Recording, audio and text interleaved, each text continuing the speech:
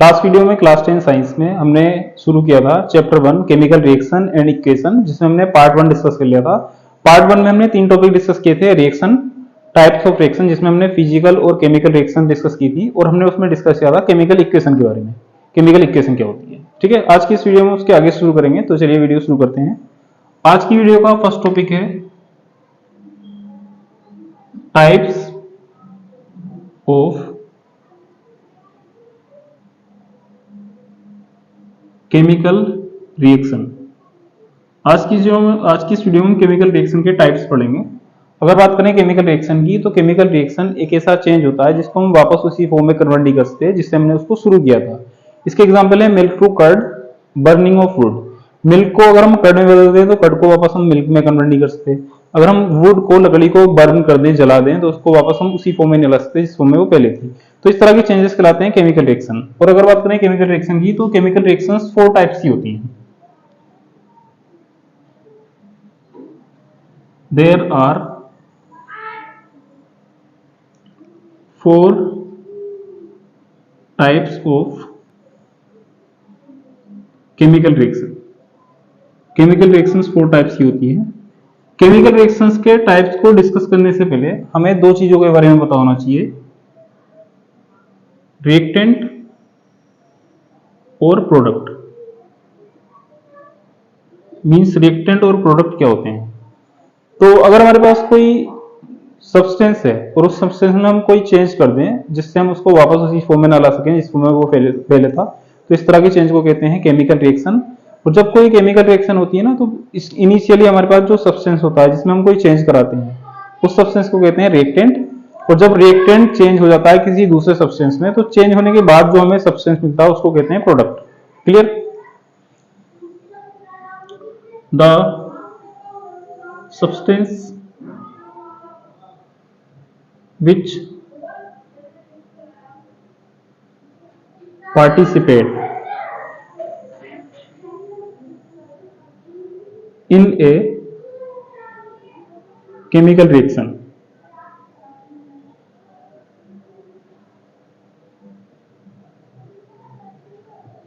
is called reactant।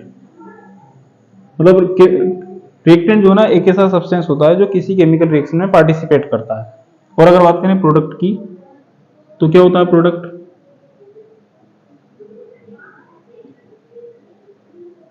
Product एक ऐसा substance होता है जो केमिकल रिएक्शन होने के बाद, चेंज होने के बाद हमें मिलता है। The substance forms in a chemical reaction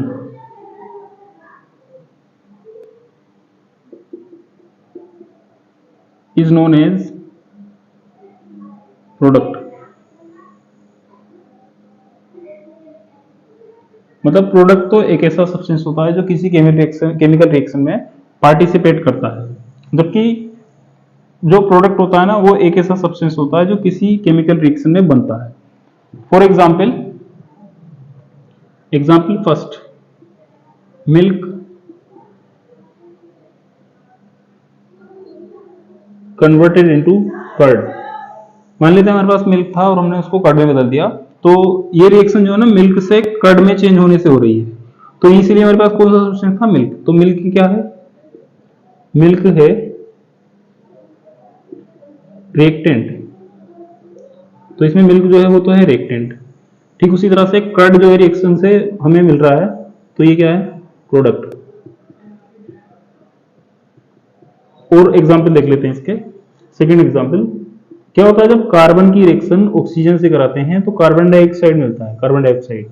तो इस रिएक्शन में कौन कौन सी चीजें पार्टिसिपेट कर रही हैं, देख लेते हैं। रिएक्टेंट क्या है? तो किसी भी रिएक्शन में रिएक्टेंट वो सब्सटेंस होता है जो रिएक्शन में पार्टिसिपेट करता है। और अगर हमारे पास कोई केमिकल इक्वेशन लिखी है, तो उसमें हम रिएक्टेंट को कैसे पहचानेंगे? एरो से पहले जो भी कुछ लिखा होता है वो रिएक्टेंट होता है। जैसे कि इसमें एरो से पहले लिखा था मिल्क, तो मिल्क रिएक्टेंट है। जबकि इसमें एरो से पहले क्या लिखा है? कार्बन और ऑक्सीजन, तो इसमें कार्बन और ऑक्सीजन रिएक्टेंट है। ठीक उसी तरह से अगर बात करें प्रोडक्ट की, तो प्रोडक्ट क्या है? प्रोडक्ट जो है इसमें है CO2। जो सब्सटेंस एरो के बाद लिखा होता है उसे कहते हैं प्रोडक्ट। क्योंकि एरो के बाद लिखा है CO2 इसलिए यहाँ पर जो प्रोडक्ट है वो है CO2, और यहाँ पर एरो के बाद लिखा है कर्ड इसलिए यहाँ पर जो प्रोडक्ट है ना वो क्या है, कर्ड। इसमें कर्ड जो है वो प्रोडक्ट। क्लियर। तो इस तरह से ना हम किसी भी केमिकल रिएक्शन में रिएक्टेंट और प्रोडक्ट को पहचान सकते हैं। रिएक्शन शुरू बनाने के लिए हमें जिस सब्सटेंस की जरूरत होती है उसे कहते हैं रिएक्टेंट, जबकि जो सब्सटेंस रिएक्शन पूरे होने के बाद हमें मिलता है उसे कहते हैं प्रोडक्ट। क्लियर। अब इसके बाद नेक्स्ट जो टॉपिक है वो है टाइप्स ऑफ केमिकल रिएक्शन। तो केमिकल रिएक्शंस जो है 4 टाइप्स की होती हैं, जिसमें से पहली जो रिएक्शन है वो है कॉम्बिनेशन रिएक्शन। तो क्या होती है कॉम्बिनेशन रिएक्शन? कॉम्बिनेशन रिएक्शन एक ऐसी रिएक्शन होती है जिसमें एक से ज्यादा रिएक्टेंट कंबाइंड होकर एक सिंगल प्रोडक्ट बनाते हैं। एक ऐसी रिएक्शन जिसमें एक से ज्यादा रिएक्टेंट कंबाइंड होकर बनाते हैं सिंगल प्रोडक्ट, उसे कहते हैं combination reaction. Clear. The reaction in which more than one reactant combine to form single product। एक ऐसी रिएक्शन जिसमें एक से ज्यादा रिएक्टेंट कंबाइंड होकर सिंगल प्रोडक्ट बनाते हैं उसको कहते हैं combination reaction. Is known as combination reaction. Combination reaction तो एक ऐसी रिएक्शन जिसमें एक से ज्यादा रिएक्टेंट कंबाइंड होकर सिंगल प्रोडक्ट बनाते हैं उसे कहते हैं कॉम्बिनेशन रिएक्शन। अब इसके एग्जांपल देख लेते हैं। तो इसका पहला एग्जांपल हो जाएगा C+O2 is equal to CO2। इसमें C और O2 दो रिएक्टेंट हैं और कंबाइंड होकर एक सिंगल प्रोडक्ट बना रहे हैं CO2। इसी तरह से हम और एग्जांपल लिख सकते हैं जैसे कि N2 plus H2 is equal to NH3। यहाँ पर दो नाइट्रोजन है तो यहाँ पर हम 2 से मल्टीप्लाई कर लेंगे। 2 3 6, तो यहाँ पर 6 हाइड्रोजन करने के लिए 3 से मल्टीप्लाई कर लेंगे। तो ये जो केमिकल इक्वेशन है इसको हमने बैलेंस किया है। बैलेंस करने का मेथड हम आगे नेक्स्ट वीडियो में डिस्कस करेंगे। फिलहाल हमने अभी इसको डायरेक्ट बैलेंस किया है। तो इन दोनों रिएक्शन में अगर हम ध्यान देंगे तो यहाँ पर जो है दो रिएक्टेंट हैं और एक सिंगल प्रोडक्ट बना रहे हैं। यहाँ पर भी दो डिफरेंट टाइप के रिएक्टेंट हैं जो एक सिंगल टाइप का प्रोडक्ट बना रहे हैं। तो एक ऐसी रिएक्शन जिसमें एक से ज्यादा रिएक्टेंट कंबाइंड होकर एक सिंगल प्रोडक्ट बनाते हैं उसे कहते हैं कॉम्बिनेशन रिएक्शन। तो ये जो दोनों है ना ये कॉम्बिनेशन रिएक्शन के एग्जांपल्स हैं। क्लियर। नेक्स्ट, क्योंकि केमिकल रिएक्शन जो है 4 टाइप्स की होती हैं जिसमें से पहला टाइप था कॉम्बिनेशन रिएक्शन। अब इसके बाद दूसरा टाइप डिस्कस कर लेते हैं। दूसरा टाइप होता है डीकंपोजिशन रिएक्शन। तो क्या होती है डीकंपोजिशन रिएक्शन? डीकंपोजिशन रिएक्शन एक ऐसी रिएक्शन होती है जिसमें एक रिएक्टेंट एक से ज्यादा प्रोडक्ट में डीकंपोज हो जाता है। डीकंपोज मींस टूट जाता है। अगर किसी रिएक्शन में एक रिएक्टेंट एक से ज्यादा प्रोडक्ट में डीकंपोज हो रहा है तो उसको कहते हैं डीकंपोजिशन रिएक्शन। ठीक है ना। The reaction in which one reactant decomposes into more than one product is known as decomposition reaction।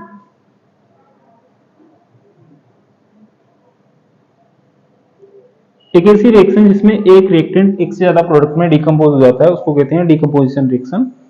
अब इसके एग्जांपल देख लेते हैं। डिकम्पोजिशन रिएक्शन के एग्जांपल्स क्या क्या होंगे।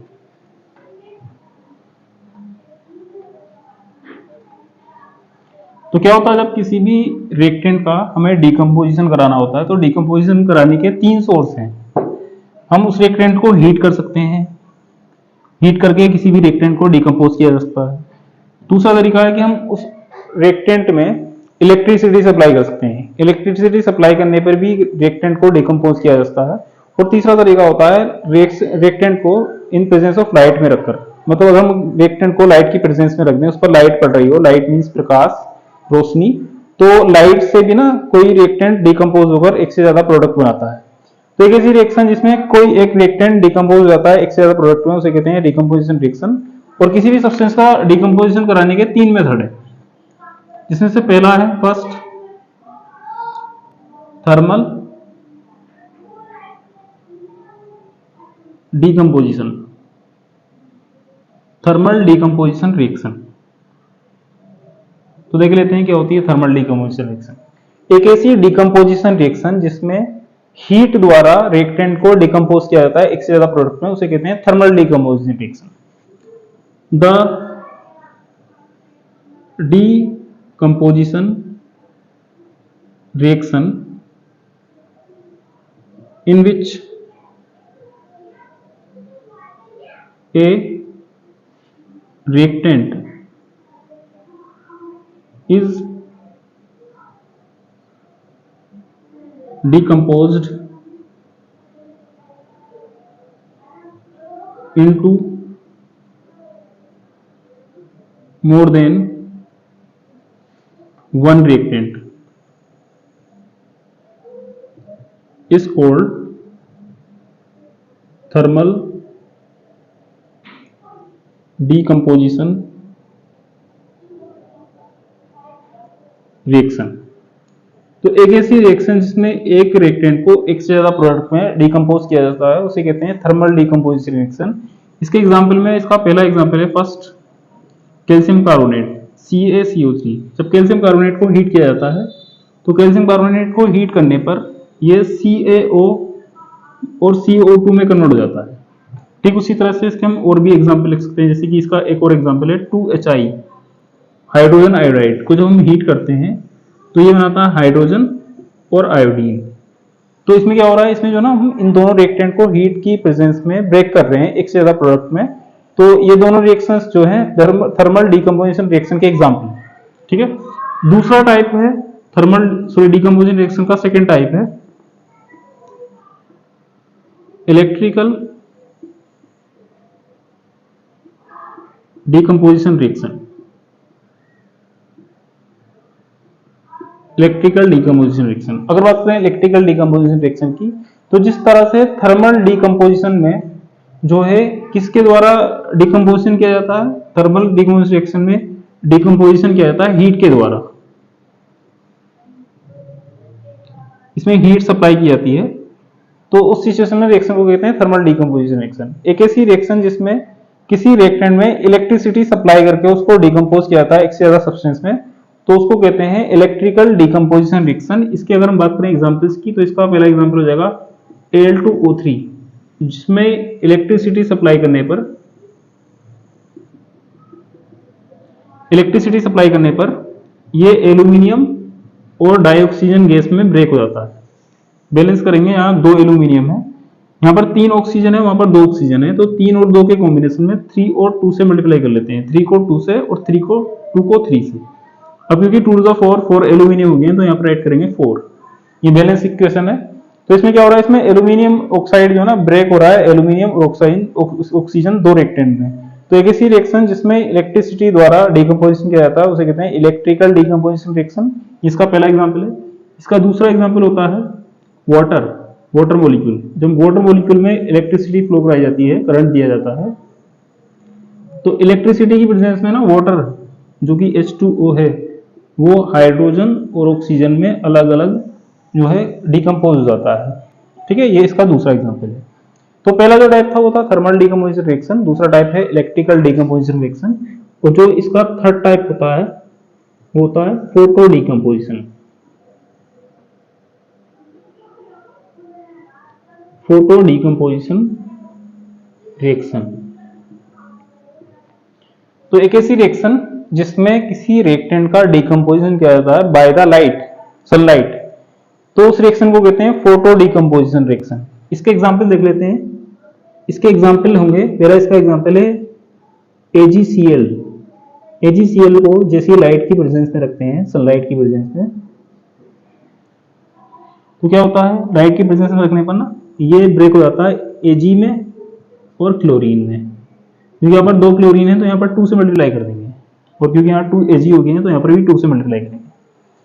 सेकेंड मेथड है, सॉरी सेकेंड एग्जाम्पल है AgBr, जो कि इसके सिमिलर एग्जाम्पल है। AgBr होता है सिल्वर ब्रोमाइड, और जब हम सिल्वर ब्रोमाइड को इन प्रेजेंस ऑफ लाइट रखते हैं तो लाइट की प्रेजेंस में ये सिल्वर और ब्रोमीन में ब्रेक हो जाता है।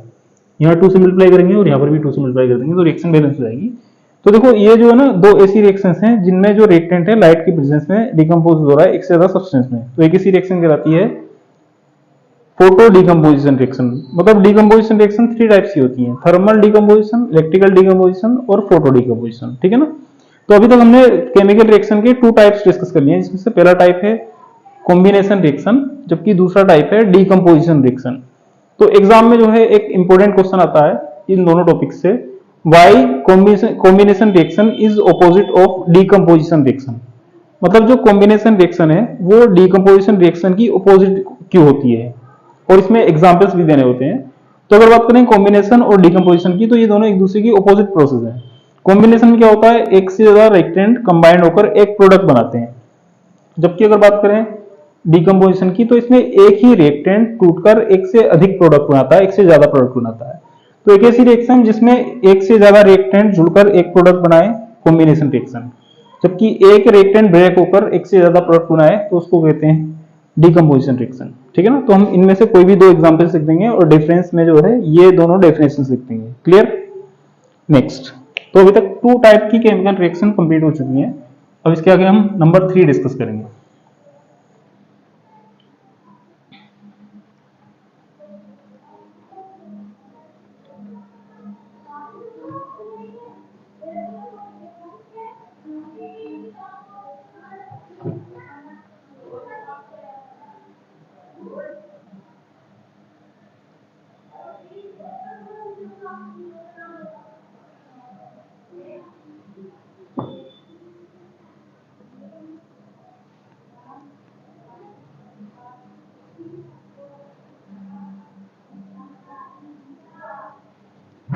Next, number 3 type of chemical reaction होती है डिस्प्लेसमेंट रिएक्शन।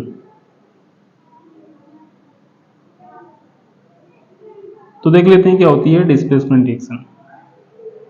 ये 3rd type of chemical reaction है। डिस्प्लेसमेंट रिएक्शन एक ऐसी रिएक्शन होती है, ये हमेशा 2 रिएक्टेंट्स के बीच होती है, और इसमें क्या होता है, इसमें कोई एक रिएक्टेंट किसी दूसरे रिएक्टेंट का कुछ पार्ट डिस्प्लेस करके उसका स्पेस ऑक्युपाइड कर लेता है, उसका प्लेस ले लेता है। तो एक ऐसी रिएक्शन जिसमें 2 रिएक्टेंट हो और कोई एक रिएक्टेंट किसी दूसरे रिएक्टेंट का कुछ पार्ट डिस्प्लेस करके उसका प्लेस ले रहा हो, तो इस टाइप की रिएक्शन कहलाती है डिस्प्लेसमेंट रिएक्शन, ठीक है ना। The reaction in which a reactant displace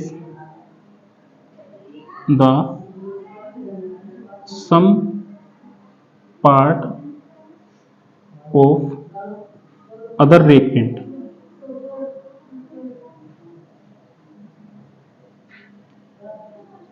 is called